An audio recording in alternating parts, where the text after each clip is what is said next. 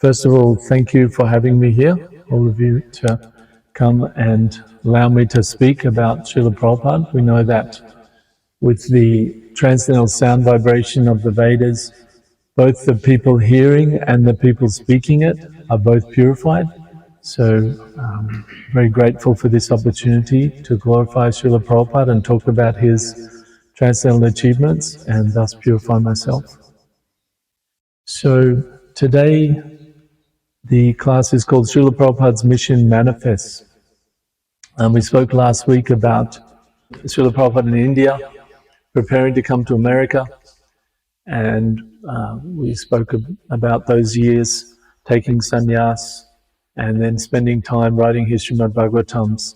So today's class will start from him boarding the Jaladuta. So he was given free passage on this steamer. So Srila Prabhupada had no backers, he didn't have any government funding or any rich patrons. He simply had the order of his spiritual master to take this message to the Western world. And he begged a lady called Srimati Moraji, who owned a transport company, and she had one of her ships was called the Jaladuta, and he begged to get a free passage on that. And you can actually hear her talking about this in some of the videos, where she talks about that for years Prabhupada would come and beg her, and she'd say, no, you can't go, it's so cold, and they only eat meat, it's a horrible place, you'll probably die there. No. And Prabhupada was just so insistent, he literally wouldn't leave her office. And for years and years, and until finally she relented, okay, all right, I'll give you a free passage. So you can just see the determination of Srila Prabhupada that, all he had was that order. He didn't have any money, he didn't have any backing from anyone, but he got this free passage on a steamer, a cargo ship that had a very small room. So now I'll just move this out of the way of the projector. Oh, that's okay.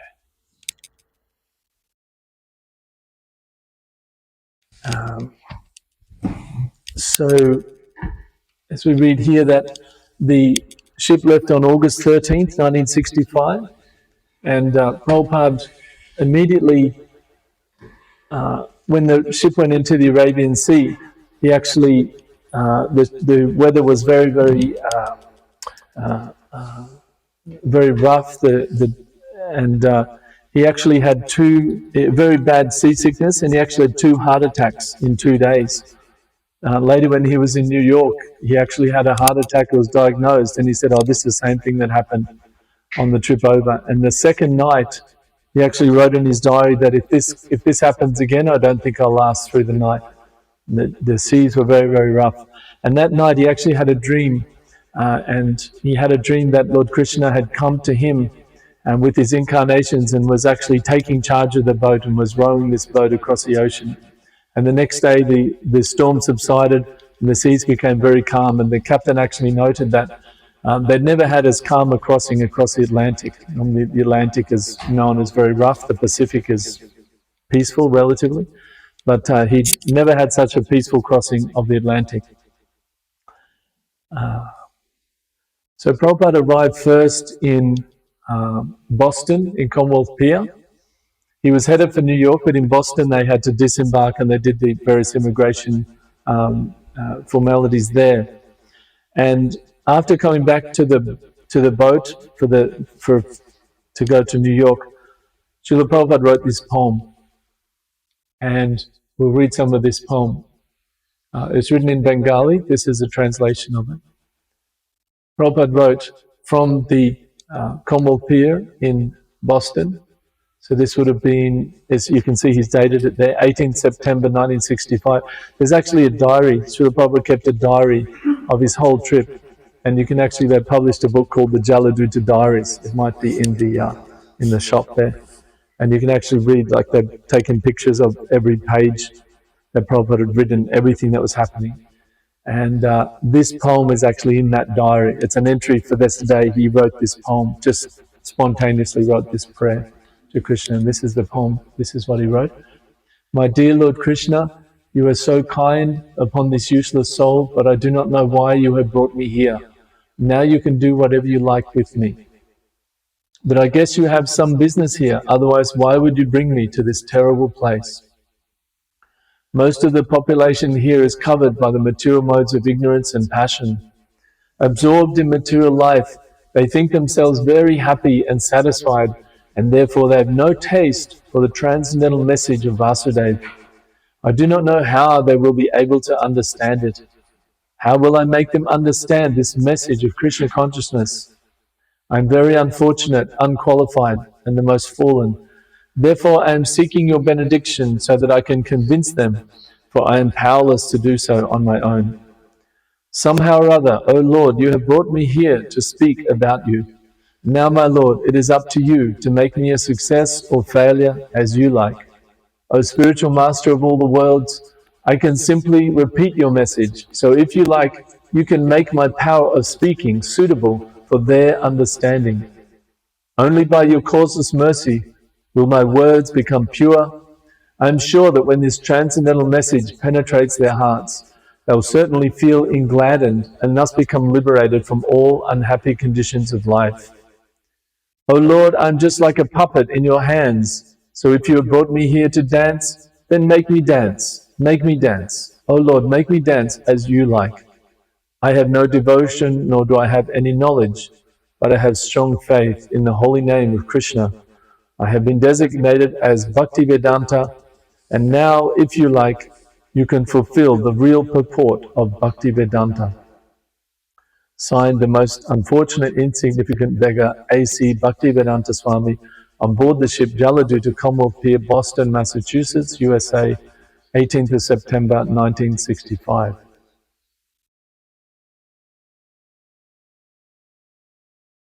So we can learn a lot from this poem. There's probably another third of this that I've taken out where the three dots are, so you can read the whole poem. But this gives you a very good idea of it. Srila Prabhupada is showing what is the mood of somebody who's empowered in bhakti, that he is not himself thinking that he is the source of this knowledge. He's not thinking anything like that. So he, as we'll see, he's the most empowered representative of Krishna. But he himself is saying, just make me an instrument. There's a verse in Bhagavad Gita where Krishna says to Arjuna, Nimitta matram avasabhi sachi. He says, just become an instrument. And this is the perfection of bhakti. So in the yoga processes, the yogis are trying to control their life affairs and trying to do the various asanas and control their mind and control their attention and everything like that. The karma yogis are trying to do the various sacrifices to get to the heavenly planets and make sure everything is done properly like that. But the bhakti yogis, they are also very careful about how they act in the external world. They perform their duties very diligently. But their real mood is shown here by Srila Prabhupada as one of dependence on the Lord. That the Lord, He is the one. He can make us successful or not. That's up to Him. We try our best. You can see Srila Prabhupada's right here. He's saying that he has no knowledge, he has no devotion. And of course that's not true. As we'll see, we heard last week, he spent decades in India studying and writing. He'd just written the entire first canto of Bhagavatam, all from the purports of the great acharyas, the great teachers of the past. He had so much devotion. But he's saying in humility, he's saying, I have no devotion, I have knowledge. In other words, it's not by my devotion, it's not by my knowledge, but his strong faith in the holy name of Krishna. It's by the holy name of Krishna that the movement will spread. There was one very nice story, actually, I'll relate here, that when Srila Prabhupada was taking sannyas, and you remember last week we showed that picture of Srila Prabhupada as a sannyasi, remember you're talking about the staff and that, taking the renounced sort of life. And there was a devotee who was there at that time, Krishnadas Babaji, Kinchana Krishnadas Babaji Maharaj. And he is a very renounced devotee. And he was actually there at that ceremony. And he relates a story that at that ceremony, there were the various people doing the sort of Vedic rituals, chanting the mantras and doing the sort of ritualistic part of it.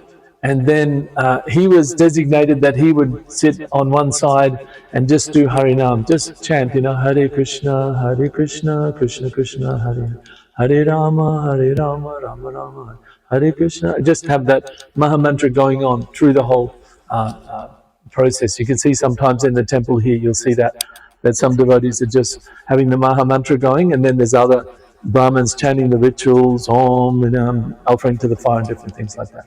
So he was doing that, and during the ceremony of Srila Prabhupada getting sannyas, the Brahmins, the ones doing the rituals, actually sort of turned to him and said, "Oh, can you keep it down a bit?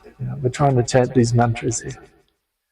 And he recalls that Srila Prabhupada at that time he turned to him and said, "Louder, louder, dude. This is the real thing. This Hare Krishna mantra. This is the real thing.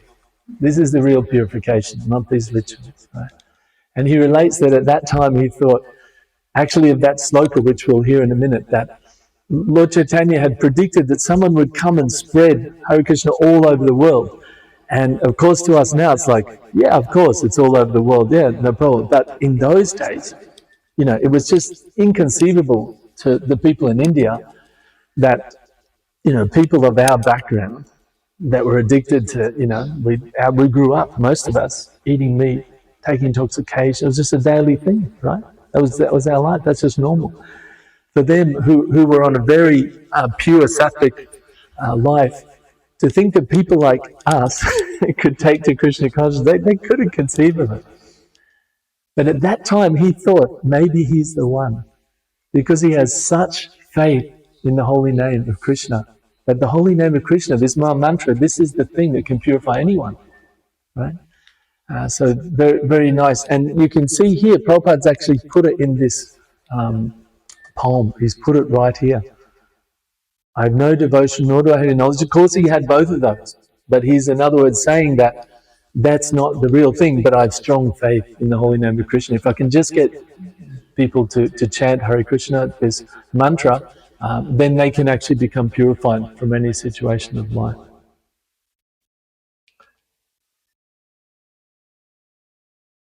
So from when Srila Prabhupada arrived in New York, he had one sponsorship letter from a Gopal Agarwal who lived in Butler, Pennsylvania. But that was for just maybe a month or a couple of months, not even that. And that's what he had to get his visa. He had that he would be sponsored. But, he immediately realized that he's not going to start a worldwide movement in Butler, Pennsylvania. It's a very small town. And so he came to New York, and he had nowhere to stay, literally.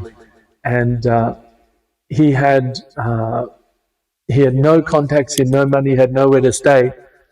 But he went to where the people were, and that was the Lower East Side of New York. There were many other swamis that had come, and they went to the richer side. They had some rich disciples there who would keep them as a sort of a curiosity. This is my swami, this is my guru from India.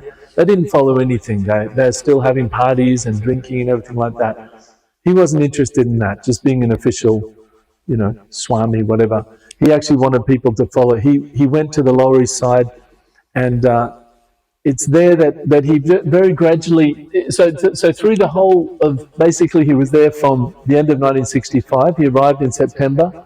He went there in October, November, December, January, February. That whole winter of 1965, early 66, he had nothing. He was staying with a young sort of hippie guy who basically was crazy, high on LSD, came home violent. He had his things stolen. He just, this is for a 70-year-old, extremely cultured person from Vrindavan, India. This is what he put himself into, just full dependence on the Lord. Just full dependence on the Lord. And very gradually, with the help of His Holiness Mukunda Maharaj, who we can get his association right now, he was one of the two people had actually helped him to get an apartment in 26 Second Avenue. I think it was like $50 a month or something like that. And they had 1 month's rent, that's all. And he had no idea after that what was going to happen. But he began to hold regular kirtans in this storefront he had, 26 Second Avenue, in May of 1966, and then also chant in Tompkins Square Park. And you can see one of the early kirtans. These are the, this is, I think, Brahmananda and Gargamuni, or one of the early two devotees, who were like the first two devotees to chant in kirtan in the Western world. Because everyone was just sitting, and then Prabhupada said, dance. Said, okay. So he danced. You can hear Brahmananda talk about in the interviews. He danced, and he said, I thought I better not sit down while the Swamiji has the kirtan. And Swamiji kept kirtan going for 4 hours. So for 4 hours, he just kept dancing. So this would be one of the very early kirtans. You can see Prabhupada's playing a bongo drum. They didn't have mridanga or anything. If you hear those very early kirtans, Samsara Dava Nalali, you've heard those very early kirtans, and you can hear the boom, boom, boom, boom, boom, boom, boom, boom, boom, boom, boom. It's a bongo drum, and Prabhupada's playing that. You've heard those very early recordings? Very raw, very seminal. It's just like, wow. So Prabhupada says, just with the bongo drum, just out there in the park, just chanting so much. Yeah, exactly. Yeah, exactly. And that's the thing. Yeah. His voice is just transcendental, so you can just just listen to that on his own. Exactly. Yeah. And that's the thing, he had complete faith in the holy name, that if I just get these people a chance, so we just sit there for like 4 hours, 5 hours in the park, and everyone's high or whatever, and you can see video, there's still video of it. And there's these sort of Polish immigrant women sort of looking like, what the? It's like, he didn't care, it's just, yeah. So very gradually he, attained people who followed him, who were serious about hearing the teachings. He was giving classes regularly. And then on July 13th, so just a couple of months after he attained this, he got the storefront, 26 Second Avenue, he established his society, the International Society for Krishna Consciousness. And this is actually before any of the devotees were initiated. You can hear Mukunda Maharaj talk about it. And he wasn't staying, only Prabhupada was staying in this little rent. So this is just, imagine, just 2 months. Imagine what happened 2 months ago in our life. Like, nothing changed much, right, in 2 months. Something, maybe a few guys, because you came in. Maybe you're a bad example. In 2 months, a lot's changed. But even for you guys, right? 2 months, not a lot. But in 2 months, Prabhupada went from just getting this little apartment with the storefront in 26 Second Avenue, the very lower east side part of New York. Nothing very flash. In 2 months, he said, okay, we have to incorporate an international society. And everyone's just like, international society, Swamiji? Okay, all right. And you hear Mukunda Maharaj talk about it, and he's just like, we didn't even think anything of it. We're just like, okay, I don't really understand it, but Swamiji wants us to come and sign something. And they just went out and they signed the Articles of Incorporation of ISKCON. Before there were any initiated devotees, there were no centers, there was just that little place, nothing. But Srila Prabhupada, and we can read from, there's a book, which I didn't bring, I might bring next week, called Srila Prabhupada, A Friend to All, that talks about people who knew him before in India. That Srila Prabhupada was thinking about this for his whole life. Since he got that instruction in 1922, he was thinking how to fulfill his Guru Maharaj's instruction to preach in English. And I was just reading now, and I'll relate it now, that there was a devotee, he was also called Krishna Das Babaji, not this Krishna Das Babaji, this is another one, and he lived next to the Radha Damodar temple, and he related that he used to hear this sort of crying sound in the courtyard of the Radha Damodar temple late at night, and he couldn't understand what that was. And then one day he climbed up on his roof and he looked, trying to see what it was, and it was Srila Prabhupada, Bhaktivedanta Swami at that time, sweeping the courtyard in front of Rupa Goswami's samadhi, just crying his eyes out in deep prayer and deep, pleading for the mercy of Rupa Goswami. Rupa Goswami is one of the 6 Goswamis. I'm sure you've heard about. We'll talk more about him in future. But just pleading for his mercy as he cleaned the courtyard of the Radha Damodar temple in front of Rupa Goswami's samadhi. And he was literally crying out in prayer to say, please help me, please give him mercy. Without your mercy, I can't do this. I can't take this to the West. I can't do it. And later on, he was telling this devotee, this Krishnadas, that, I have these books now, but now I have to go. I have to actually go and explain them. I have to go and explain the Bhagavatam. So even though nobody else there knew, and to them it was just signing something, okay. But in Srila Prabhupada's mind, it was very, very clear. It was just another little, look, he had a plan, There's just another little, all right, we're going to incorporate. And he had complete faith in it. And it's just inconceivable that he, through his faith in Krishna, through the empowerment of his own spiritual master, he just carved out this movement. He carved out this shelter of pure devotees, of people practicing bhakti yoga. He just carved it out through his sheer will and determination out of nothing. There was nothing there. But through his faith, through the order of his guru, he just in the force of his will, he just carved out an association and an institution where people could leave their homes that weren't auspicious and come and practice Krishna consciousness in the Western world. So it's just inconceivable what he did. This is just a little snapshot of how he had that complete faith when, you would think that this might have been 10 years down the road when the institution was established or something, but no, there was nothing there. So let's go through the 7 purposes. To systematically propagate spiritual knowledge to society at large, and to educate all people in the techniques of spiritual life in order to check the imbalance of values in life, and to achieve real unity and peace in the world. Does someone else want? Matt, do you want to read the second one? To propagate the consciousness of Krishna, God, as it is revealed in the great scriptures of India, Bhagavad Gita and Srimad Bhagavatam. Lucas? Bring the members of the society together with each other and nearer to Krishna, the prime entity, thus developing the idea within the members and humanity at large that each soul is part and parcel of the quality of Bhagavad Krishna. Number 4, yeah. Teach and encourage the Sankirtan movement, congregational chanting of the holy name of God as revealed in the teachings of Lord Sri Chaitanya Mahaprabhu. Yep. You erect for the members and for society at large a holy place of transcendental pastimes dedicated to the personality of Krishna. Yep. Lisa, can you go?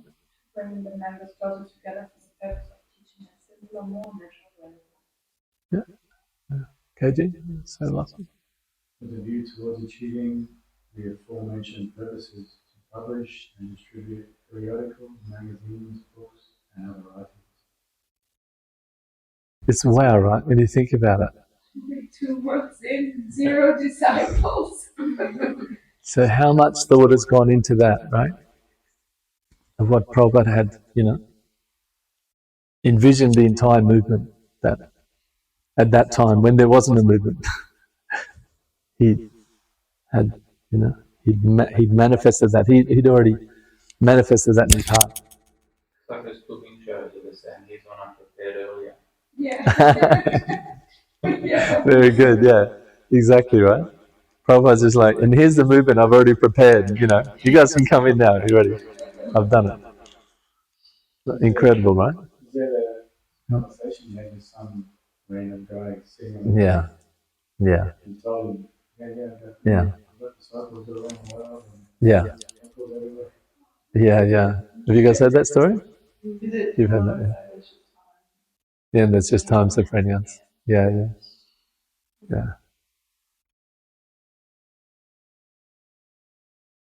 So then, so very quickly, so that's 1967. In 1968, Srila Prabhupada sent Mukunda Maharaj and a few other devotees to England. He had already sent, actually before that, in 60, it must have been early 67, I think he sent, Mukunda Maharaj went to San Francisco, opened up that temple, and so then just gradually one by one, but by the time Srila Prabhupada left, he'd established more than 100 centers all over the world, and he had more than 5,000 initiated disciples, and he circled the globe more than 13 times. So you can see basically that's within 12 short years. So more than once a year, he was traveling all around the world, just continually going to centers, giving class, encouraging his disciples. All the time he was, as we said last time, he was waking up at midnight, 1 a.m. and translating his books. So all of those books, so you can just see that he came to America with the first canto of Bhagavatam. That's it. That's all he had. So in that whole time, he was himself typing, and then as his movement grew, he was traveling and he was dictating, and his disciples would write it down and edit it and put it together. So he wrote like 60 books in that time from, 1966 to 77, so in that 11 years. So he was doing that as well as managing the worldwide movement and, traveling continually. So, yeah. This is... Back then, it wasn't like this, where there's a beautiful temple here, there's an ashram to live in. Most places, there were little rooms empty. He went to Africa, and then he came out the next day and he saw the brahmacharis are wearing his cloth, He just so he was really pioneering, because they didn't have the same idea of sort of, it's just everything belonged to everyone. You shouldn't wear Prabhupada's cloth. Anyway, that's a little example, but there's a video called Following Srila Prabhupada, a video series, so it's like 13 volumes times about 3.5, 4 hours each. And if you can check that out on YouTube, Following Srila Prabhupada, and it's just an amazing, it's all the video that was taken of Prabhupada, and not just video, but you actually have the commentary of disciples who were there. So you're seeing the video, and then you have the commentary of someone who was there saying, oh yeah, this was here, and this is what was happening, like the backstory, what was going on. It's super nice. You've watched a bit of that, KJ? Yeah. It's just on YouTube, so if you have time, even if you're traveling somewhere, you have your phone or something, Following Srila Prabhupada. It is just amazing. When I joined up, we would have said, read Prabhupada Leela Amrita, So I know this is a YouTube generation, right? We're not I'm videoing this to put on YouTube. So. But, I mean, that's what we do, right? At home, we just put it on, and the kids are doing whatever, but they're hearing about Prabhupada, and it's just so nice. It's like people who are actually there telling while you're actually watching the footage. You're watching Srila Prabhupada actually do all these things, and huge Rathayatras, and then you're hearing the backstory of how it was arranged and everything like that. Following Srila Prabhupada, yeah. So just scroll past Insta, forget Facebook, go straight to Following Srila Prabhupada. It's so awesome if you have any time. Yeah, it's super nice. So you can hear about how Srila Prabhupada actually established, and how he touched the hearts of so many people. That's the thing. A pure devotee doesn't have any separate desire than to love Krishna and to share Krishna's love. That's the thing that they are getting the highest pleasure through serving Krishna, and they want to just share that with other people. So when, this is the thing that blew me away when you see what's happening in the world now. There's so much tribalism, that this person is not my creed, he's not my, we're going to fight about this last little piece of land, and it's just, everybody is just thinking about, and naturally we think about our own family, is our family okay? And that's natural, that's just normal, that's normal. But Prabhupada, he went to another whole country, and he was writing that, how will I save them? How will I save these people? They weren't only not his family, they weren't even his country people, they weren't his race. They were in fact the people who'd come and sort of occupied his country for 200 years and just stolen everything they could and took it back to Europe. But he wasn't thinking like that. He was just thinking we're all, children of God. God is the Father of everyone, and we're all children of God. He was on that level, giving, just giving. How can I save them? What complete different level of consciousness than what we're seeing, in the world at the moment. But this is the pure devotee. So when he talked to people, you can hear on this video, he would just, sometimes people would say, Prabhupada said, you're doing that? Okay, very good, keep doing that. And they would say, that instruction kept me going for 40 years. Because the purity of his desire and the purity of his love actually was such that people, he could say one thing to people and they would just give their lives to him. And it wasn't a fanatical like he mind controls. It wasn't like that. It was just again and again in those, you can read here in those videos, devotees are saying, when I came, I realized nobody had ever actually loved me before. Like just actually loved me for who I am. I'm a soul, I'm pure spirit soul. And he actually just loves me. And it's like, wow. Like, that's what, isn't it? That's what changed the hearts of everyone. That Srila Prabhupada's pure love for them. He didn't want anything out of them. He didn't want anything. He wasn't, trying to get something out of them. He just wanted to give them Krishna consciousness. So, yeah. So there's a verse in Chaitanya Charitamrita that it talks about this idea of being empowered by Krishna, and we can see there that Prabhupada was in that poem. He was writing that he was saying, "Please empower me, please. If you want to, you can make me a failure or a success or failure. It's up to you. That's up to you." Prabhupada had that complete surrender and dependence on Krishna. That unless Krishna empowers, then the words don't mean anything. And this is actually stated in Chaitanya Charitamrita Anchilila 7:11. Kali Kalera Dharma Krishna Nama Sankirtana Krishna Shakti Vina Nahe Tara Pravartana. The fundamental religious system in the age of Kali is the chanting of the holy name of Krishna.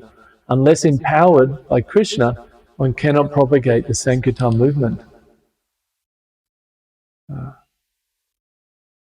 So it's not possible for somebody to spread Krishna consciousness in such an incredible way without being directly empowered by Krishna, according to the Chaitanya Charitamrita. So we can see from that Srila Prabhupada was incredibly, especially empowered by Krishna to spread this movement the way he did. That he could go into a foreign country with no support, no monetary support, and no even association. He didn't have association with other devotees. He created that association. He created the devotees through his purity and teaching them. He created a whole association. He gave his association. So we can see that he was, specifically empowered by Krishna to propagate this movement. Yeah, they just take Jagannath. This is in San Francisco, so we just take Jagannath out for the kirtan. Is this the one Shamsundar Prabhu was carving? Yeah. Pack of cigarettes. Yeah, he's carving it and he has a packet of cigarettes on the top, and Prabhupada's like, maybe don't keep the cigarettes. And he said, I don't know how to give it up. Prabhupada said, that's okay. Every day just smoke one less. He said, how many do you smoke in a day? I don't know, 30. I just smoke 29, and then 20 at dinner. He wasn't, he's very practical, right? Just smoke one less a day. So that was what Prabhupada was working with. That's the type of people he was working with. They didn't know anything. So, but he could see beyond the culture to the power of the holy name, that chanting this mantra, Hare Krishna, that's going to purify anybody. It's actually written in Srimad Bhagavatam. There's one verse, Pulinda, Pukash, Shambhava. It goes through all the races. There's like the Greeks, the Chinese, the this or whatever, all these different people who are used to, just their culture is to eat meat and take intoxication, all these things that normally cover your consciousness, right? It's not being racist, it's just saying all of those races where they're used to doing adamic activity, meat eating, intoxication, gambling, all these things, just normal. It says all of those can be purified by the chanting of the holy name. Prabhu Vishnave Nama, it says, because he's the supreme power. The Lord is the supreme power, even of them. So if even they chant, they can be uplifted. Yeah.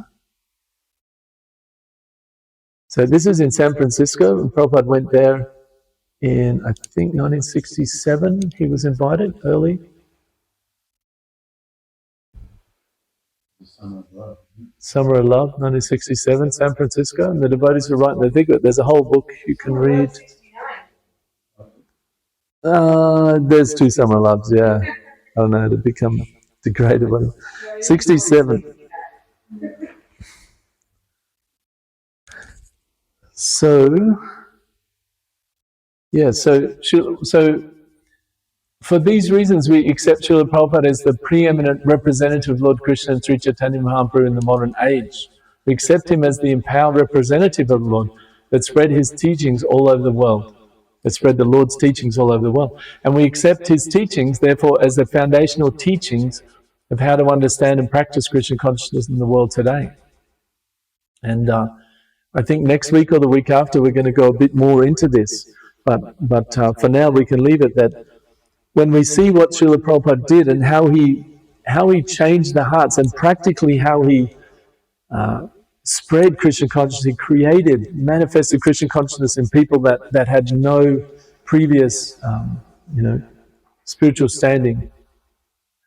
We can see he was empowered, and his way of practicing Krishna consciousness is the preeminent way. So if he says, this is the way to practice, this is how it's done, and we take that very seriously. He's our guide.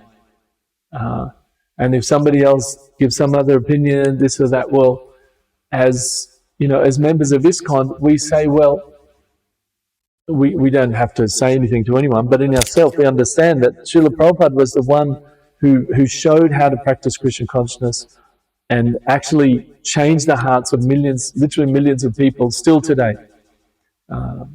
So it's very important to understand that his very unique position.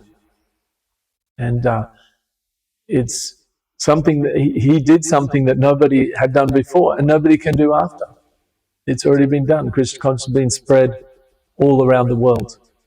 And Srila Prabhupada was the historical fact that Srila Prabhupada was the one who did that. And if we want to understand the mind of an empowered person who's empowered by Sri Chaitanya Mahaprabhu and empowered by Krishna, Lord Krishna, to spread his teachings, then we can read the books of Srila Prabhupada and try to understand his mood and his understanding of Krishna consciousness in a very deep way. So, is there any questions or comments on this? Yes, Matt.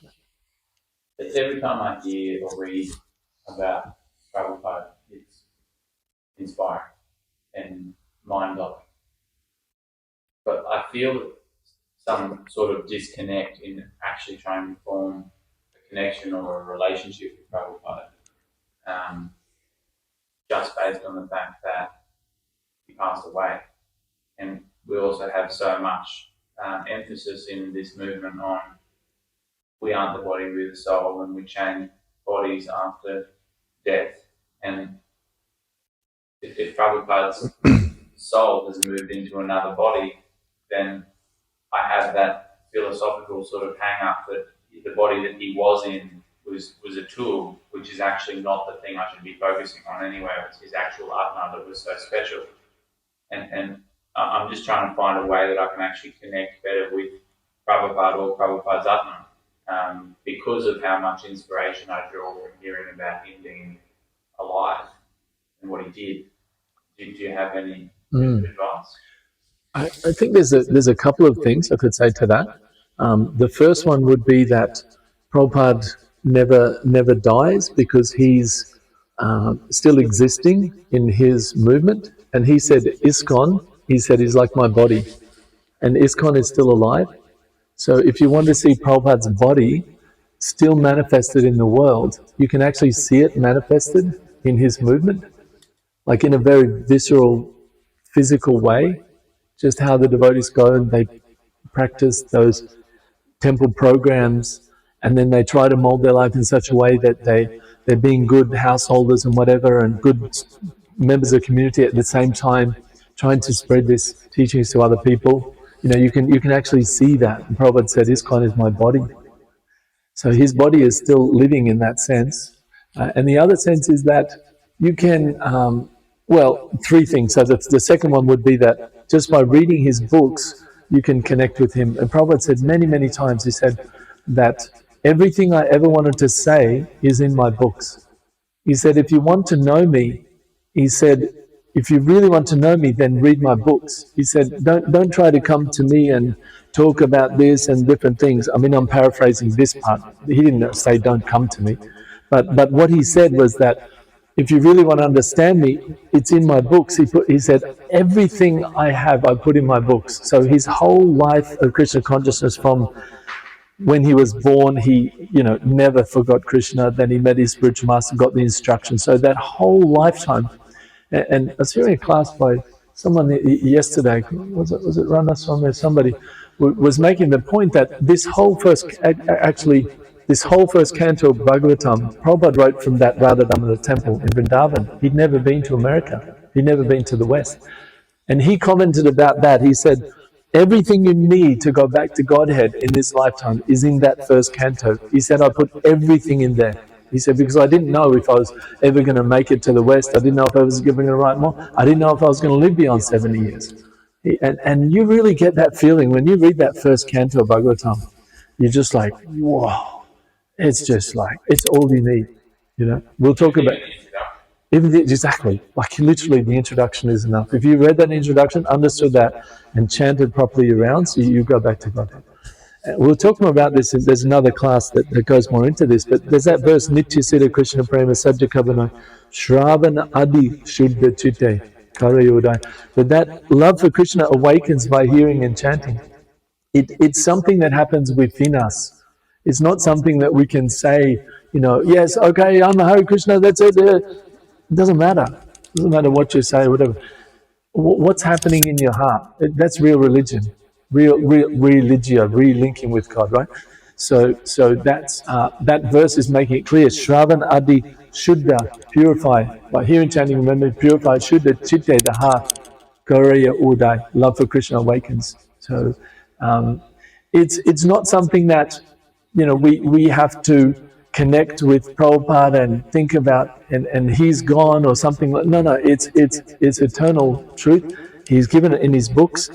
And that love for Krishna, as it awakens, so it's an understanding, it's a viewpoint, it's a realization. That is what Krishna consciousness is. It's not a knowing. Prabhupada said in that poem, right? I have no knowledge. It's not that. It's something Krishna gives to us, and by following this process, that will awaken in our heart Krishna consciousness and Prabhupada consciousness. Because we can read everything about Prabhupada and there's academics that do that know everything. Oh, yeah, Swami Bhaktivedanta went to there, and then he came here, and he went to that, and next day. All right. Okay, finish the lecture. All right, there's the lecture. All right, you come in the pub? Yeah, let's go. All right. Like, what do they know about Prabhupada in their heart? We can know everything about him. But it's information. But the realization comes from following his teachings, and we can become close to him. There's one ISKCON guru called Devamrita Swami, which I don't know if you've heard about. So he says that the service in separation, the connection you get from serving Prabhupada, and he's like, as a sannyasi, just dedicated his life to spreading Krishna consciousness for decades. And he tells a story that he had one interaction with Prabhupada. And Prabhupada kind of looked at him and kind of chuckled or something like that. There was just like nothing, like they didn't even speak. But he said that by following for decades this process, then he has a very, very, very deep connection with Prabhupada, what he was trying to achieve in this world, how he could be a part of that as he surrendered to to Prabhupada's mission and mood and everything more and more and more. But he said, and he was saying to this devotee who was asking a question, but he said, but you can't understand that. You just theoretically, you have to actually realize that, So we can, through Prabhupada's books, we can understand it. And then the third part, I would say, the third answer is when you accept, and when you accept a guru, and that can be Shiksha Guru, Diksha Guru, it doesn't matter. It doesn't have, you don't understand like Shiksha, Diksha. Shiksha means instruction or Diksha.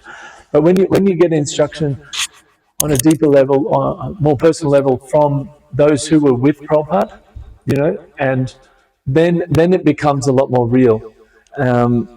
This is why the pure devotees come, because we don't really know what is pure devotion. Like, obviously, we're complete conditioned, and we think of spirituality as being, it's some, sitting on a mountain or merging into nothing, or, whatever our idea of a spirituality is.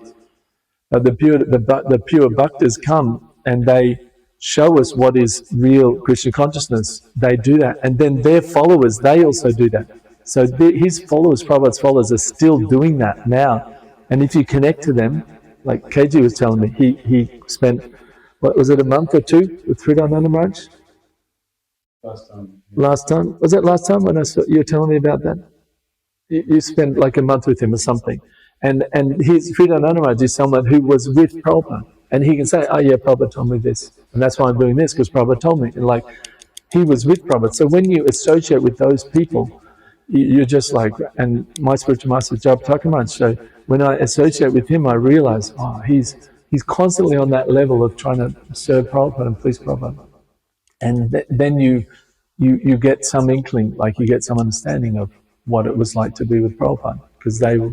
Was he a special category of Atma? If he still is existing eternally through his movement, through his books, like that. I mean, I'm an Atma. Yeah. He's an Atma. Yeah. But I feel like I would be totally incapable in this lifetime and many more to do even an inkling of what he's done. So we can't possibly be in the same category of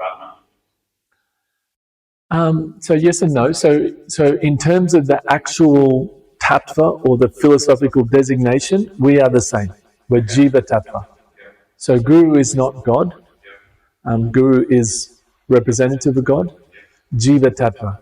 God is Vishnu Tattva, all pervading. So Prabhupada is Jiva Tattva, right? But there's some kinds of jivas can be specially empowered, and Lord Buddha is considered one of those. It's called Shakti Avesh, avatar. So although they're Jiva Tattva, they're specially empowered to do a certain particular function. Lord Brahma is described as this. Lord Shiva has his own tattva, Shiva Tattva. He's like in between Vishnu and so he is his own tattva. But Lord Brahma generally is a Jiva Tattva. Lord Buddha, like that. So Prabhupada is considered like a Shakti Avesh, but that's that. They have a special empowerment by the Lord, an empowerment. Prabhupada's actually saying that in that poem, please empower me. Yeah, that's what it seems like. He's been given something that Yeah. not everybody gets, obviously. Well, yeah, and that's what Anton was asking last week. Do you remember what Anton was saying? Perhaps. He was saying, well, if Prabhupada had this, and then his followers, they're not doing as amazing, but then so doesn't it sort of dilute over the years? Well, no, because Prabhupada was given the empowerment that he needed to do his service. And Prabhupada sometimes would say that the spiritual master knows whatever Krishna wants him to know, or needs him to know, like that. So you could, theoretically, and you can't do it on this planet because it's already been done, but you could theoretically be empowered to do, well, you can be, not theoretically. All of us can be empowered to do. And the thing is, like we were saying to Anton last week, the perfection of Krishna consciousness is that surrender. It's that poem that Prabhupada wrote. It's use me as you like, my Lord. That's bhakti, that's love. And the love that Krishna gives to that person is unlimited. He can love unlimitedly. So we get in touch with unlimited love, and then we want to surrender more and love him more, and like that, it goes on eternally. It's an eternal. So how it externally manifests, whether we start a movement that goes all around the world like Prabhupada did, or whether we have a family and we have 2 children and we do our best to make them Krishna consciousness. One of them isn't really interested, one of them kind of is, and we do our best to help our husband or wife or whatever, and whatever we can, and then by the end of our life we've come to the point of full surrender. Krishna, you give me whatever you want. We're writing the same poem Prabhupada wrote with our life, with the same poem. In Bhakti it's the surrender, the devotional surrender, real love, to become an instrument of the Lord. That is the perfection of Bhakti. It's not. And the reason we, because we're conditioned souls, we're thinking in terms of external achievements. But that's just a hangover from our conditioning. For millions of lifetimes we've been, starting the animals, we're the lion, we want to make this is our truth. Some other lion comes, kill him, go get him out, whatever. Literally from that level up to human beings who, look what they're doing. Just read the news. Look what human beings are doing to each other now, just because they're born in a different race or country or whatever. So we come gradually. So the perfection of bhakti is when we give all that up and say, it doesn't matter, Lord. Prabhupada said, right? Make me a success or failure, right? Up to you, right? What does he say? I'm a puppet in your hands. Make me dance. We're down here, right? This one. Yes. Yes, right? He's not saying, only if this is successful and I become a world acharya will my thing, but no, he's saying, even I've done this and I'm doing everything. He wasn't sitting there in Vrindavan just chanting his rounds happily and, he was doing everything, but in the doing of everything, still saying the successful failure is up to you, Lord. So that's that. Yes, we can have that same level of success in bhakti. It's by Prabhupada's grace and Prabhupada's mercy, and yeah. Also, we connect with him through hearing others talk about him. Yeah. That's why those following Srila Prabhupada, they're so nectar, because you're seeing Prabhupada and you're watching him, how beautiful he's smiling and talking, everything he's doing, but you're hearing those who are with him. That's that connection that you feel. Yeah. People who have just, they give anything good in their life, they attribute it to him, to Prabhupada. Because they can't actually, like you said, it's hard for you to have the connection with him. Maybe you can you take this, Bobby? I'll give this to Bobby for a second, because Bobby's mum and dad are in this category. You talk a bit about your mum and dad. Well, I was just saying, they all say that we can't actually fathom God or Krishna. His own disciples, Prabhupada's disciples, say this. We don't know Krishna, but we know you. And the closest thing to godliness that we will ever know is Prabhupada. Not that he's God, but he's a true representative of God. So anything good in our life is represented by Prabhupada to them as well. So then they pass that on to their own kids, that intense love and devotion to their disciples, to their children. That, you're serving Krishna to please Prabhupada. Almost everything is like this. Because we cannot have a straight connection with Krishna. Only through our guru we can have that. Because he has a connection with his guru and his guru and his guru and so on. So in our state of complete, inability and incapacity and unqualified, and just their mercy, so our guru's mercy and his guru's mercy is what actually connects us to God. And I guess that's the connection. Mercy. It's a mercy connection. So, yeah. Bobby's parents, her dad is from Gujarat and mum's from America. And they were married in America, and then Prabhupada sent them to Gujarat in India, and they started, how many temples? They started with they had a bicycle, they just ride around with a few of Prabhupada's books and just tell people about it, and then end up starting, how many temples did your dad start? Anyway, like 12 or something, or 14. But there's temples all around Gujarat that her dad started. Her dad and her mum used to go out. Yeah. Similar story, like he had the instructions of his guru. Yeah. To Gujarat, not Quaker again, but they That's had some books at least. And the devotees had come through Gujarat with Prabhupada once. So on that, the tail of his Guru Maharaj, he's like, okay, this is his instruction. He was a master civil engineer for the city of Chicago. So he also, like Prabhupada, gave up everything, tried to follow his Guru's instructions, please him. So, yeah, and that was his merit. So Prabhupada blessed him, and then, like that, Krishna just showers. yeah, and there's quite a few proper disciples in this community. Exactly. Alal Natharu, Ramaswamy, Sri Mukunda Maharaj, and many others, right? Mukunda Maharaj. So yeah, They took their whole life, their prime youth, all of their, the time when people are enjoying life, they gave up to please him. yeah, literally that's what they talk about. It's like they didn't know anything about Krishna because there were no books, nothing. It was just Prabhupada. It was just by his sincerity, and that they thought, oh yeah, okay, I want to help him. He's really something special. But if you want to connect more with Prabhupada, you can also talk to them. Just seek them out because we're very fortunate they're still around. But they're all mid-70s, 80, whatever plus. So within a few years, there won't be that many Prabhupada disciples left. But when you talk to them, then you catch Prabhupada too. Yeah. All right. Thank you again for Hare Krishna. Yeah. All bless Prabhupada.